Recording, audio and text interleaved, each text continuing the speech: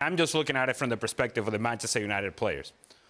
When he's gone delusional with his comments to the press. That affects that. Well, I just think that if you're a player and you know the realities of your locker room and you know the realities of what's happening on the training field and then on the game field, and you're living through it, and you're listening to his speech, and you're listening to the coaching that is going on or lack thereof that is going on the training facility, and you're seeing it on a day-to-day basis, and then you go and hear what he has to say to the media and in the manner in which he tries to explain who they are and why they are the way they are, and his explanations just don't match reality. And as a player, once you lose belief that that guy knows what he's talking about, the moment he walks in that locker room, he's no longer respected. And if you don't respect the manager, I don't care under what scenario, you're not going to play for him.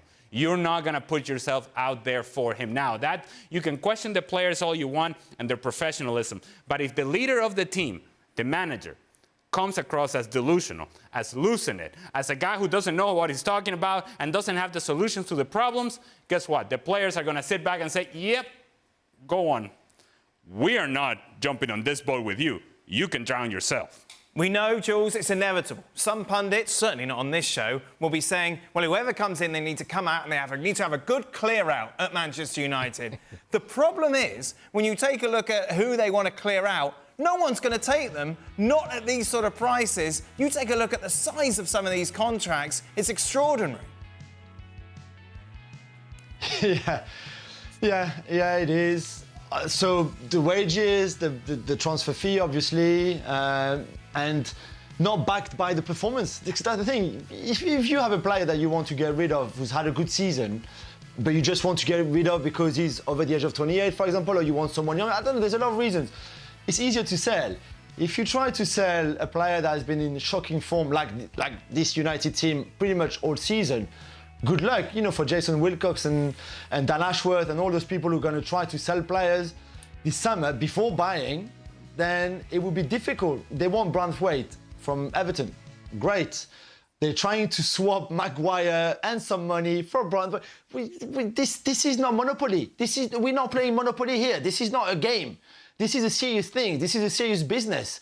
You can't just do things, hey, we love your young, really promising centre forward, and we've got this old guy that we tried to get rid of for the last 2 years, who's earning a fortune, by the way, Everton. Why don't you want Harry Maguire, please? It's just like, what is this? So I can't wait for the summer. And Augie is going to be at the heart of it, and I think it's going to be fascinating to see him reporting it and what they're trying to do. And to be fair, I feel for United fans because today, imagine them travelling from wherever they were coming from all around the country to see this mess at Palace.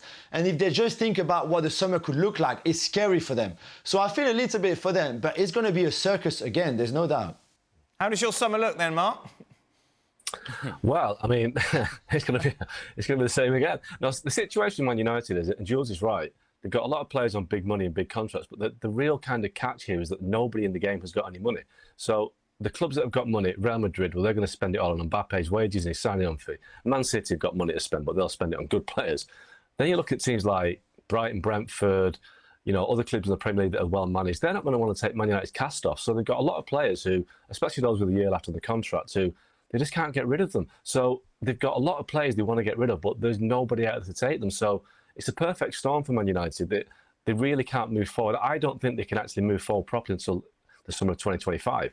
And that's really bad news for anyone that's listening as a Man United fan. But the way the market is this summer and the way that their squad is structured in terms of the contracts left, they're going to find it really difficult to get players out, which means it's going to be difficult to get players in. And it is a catch-22 because the manager's not good enough, but the vast majority of the players aren't good enough.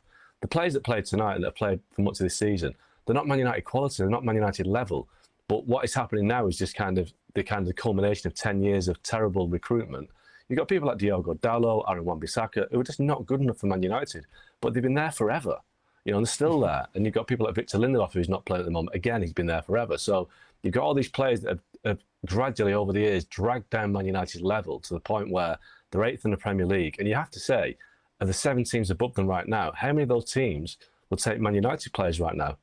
I can't think of any. Maybe Bruno Fernandes, maybe Marcus Rashford if he's any good on a good day. But the 7 clubs above Man United wouldn't touch those Man United players. they are where they should be, and that is the indictment of Man United right now. Just one last thing on all of this, and I feel we've got to do due diligence. Mario, Crystal Palace were brilliant. The guys up front, you know, Olise, Eze, Mateta, those are guys, they know each other, they know how to play.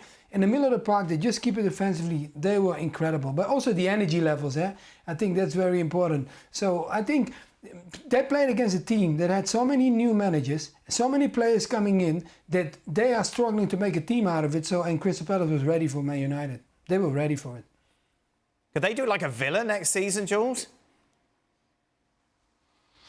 You do wonder had Glasner arrived in July, for example, instead of Hodgson to start the season, if Eze and Olise had been fit the whole season. Because actually, I looked it up the other day, the three of them, the three that Mario just mentioned, Eze, Olise, Mateta, have only started 20% of their game in the Premier League this season.